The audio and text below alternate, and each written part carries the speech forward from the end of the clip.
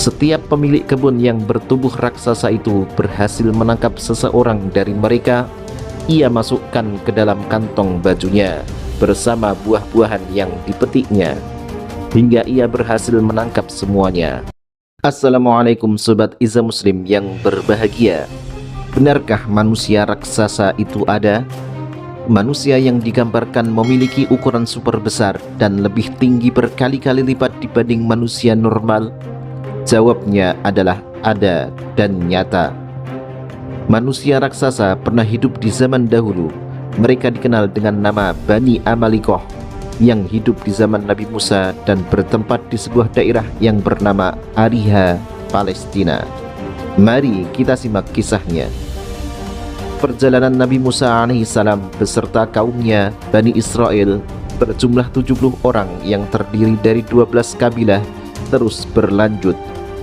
Setelah diselamatkan oleh Allah dari kejaran Fir'aun dan pasukannya dengan mukjizat berupa tongkat yang membelah lautan, mereka melanjutkan hijrahnya dari Mesir menuju Ardul Muqaddasah atau tanah yang disucikan, yaitu Palestina.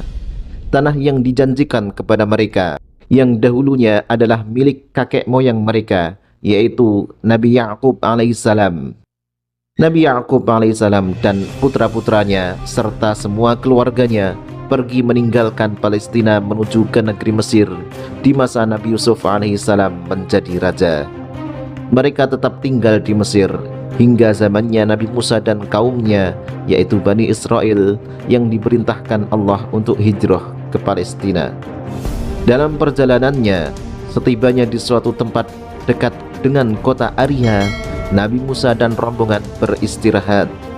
Lalu Musa alaihissalam mengutus 12 mata-mata yang berasal dari masing-masing kabilah. Mata-mata itu ditugaskan untuk melihat keadaan dan kekuatan Bani Amalikoh yang sedang menguasai Palestina pada saat itu. Ke-12 mata-mata itu memasuki kota tersebut dan ternyata mereka menyaksikan suatu hal yang mencengangkan. Mereka terbelalak kaget melihat keadaan kota dan tubuh para penghuninya yang besar-besar seperti raksasa. Menurut riwayat Ibnu Abi Hatim dari Anas bin Malik bahwa dikatakan tinggi badan Bani Amalikoh sekitar 55 hasta atau sekitar 25 meter.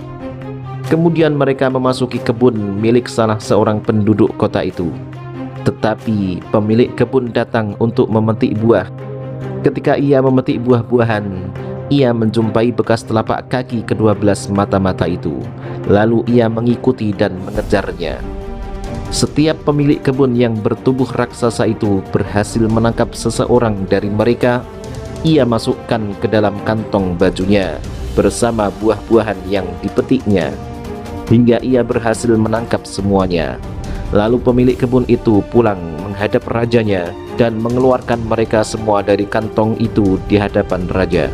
Sebelum kita lanjut, bagi sobat yang merasa video ini bermanfaat, maka jangan sungkan untuk menekan tombol subscribe dan bunyikan lonceng notifikasinya sebagai dukungan kepada channel ini dalam mensiarkan agama Islam.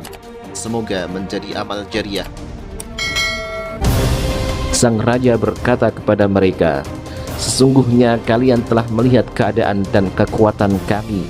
Maka sekarang pulanglah dan beritahukanlah kepada pemimpin kalian." Maka mereka kembali kepada Musa alaihissalam dan menceritakan kepadanya semua apa yang telah mereka saksikan perihal musuh mereka. Pada riwayat lain yang berbeda, dikisahkan kaum raksasa berkumpul mengelilingi 12 mata-mata tersebut lalu bertanya, "Siapakah kalian ini?" Ke-12 orang itu menjawab, "Kami adalah kaum Nabi Musa.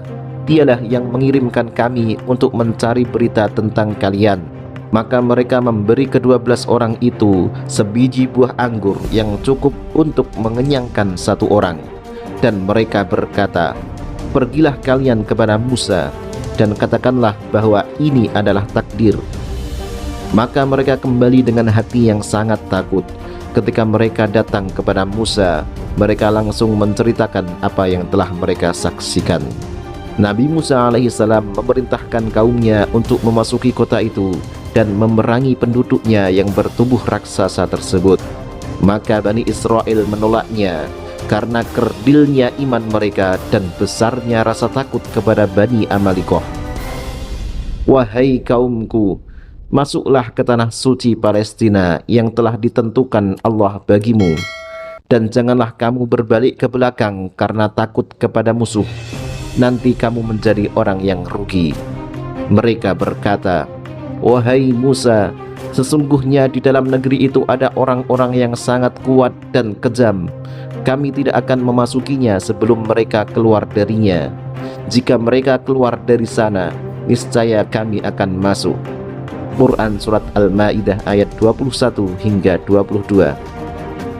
Ketika kaum Bani Israel menolak untuk taat kepada Allah dan menolak mengikuti Rasulnya agar berani memerangi Bani Amalikoh, mereka ditunjukkan jalan oleh dua orang lelaki yang telah mendapat nikmat yang besar dari Allah. Keduanya termasuk orang-orang yang taat kepada perintah Allah dan takut terhadap siksanya. Kedua orang tersebut bernama Yusha bin Nun dan Kalib bin Yufana. Kedua orang itu berkata, serbulah mereka melalui pintu gerbang kota itu, maka bila kalian memasukinya, niscaya kalian akan menang. Dan hanya kepada Allah hendaknya kalian bertawakal, jika kalian benar-benar orang yang beriman. Quran Surat Al-Ma'idah ayat 23.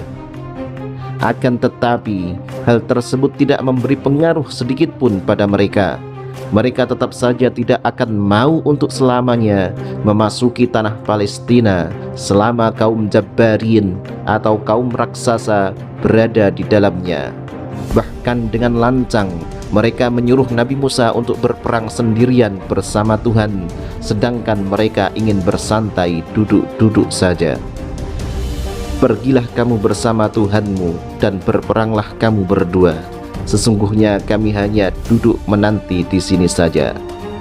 Quran Surat Al-Ma'idah ayat 24. Karena kedurhakaan Bani Israel kepada Allah dan Rasulnya yang enggan mematuhi perintah perang, maka Allah mengharamkan mereka memasuki tanah yang disucikan dan menghukum mereka dengan mengurungnya di padang Tih selama 40 tahun. Mereka berjalan berputar-putar selama masa tersebut di dalamnya tanpa mengetahui jalan keluarnya. Kemudian pada masa itulah Nabi Harun alaihissalam wafat. Selang 3 tahun kemudian Nabi Musa alaihissalam pun wafat. Lalu Allah mengangkat Yusha bin Nun sebagai nabi mereka menggantikan Nabi Musa alaihissalam. Setelah masa 40 tahun berlalu, maka Yusha bin Nun membawa Bani Israel keluar dari padang Tih menuju Palestina. Kemudian Yusha mengepung kota itu dan akhirnya kota itu berhasil ia jatuhkan pada hari Jumat setelah asar. Wallahu a'lamu bissawab. Wassalamualaikum.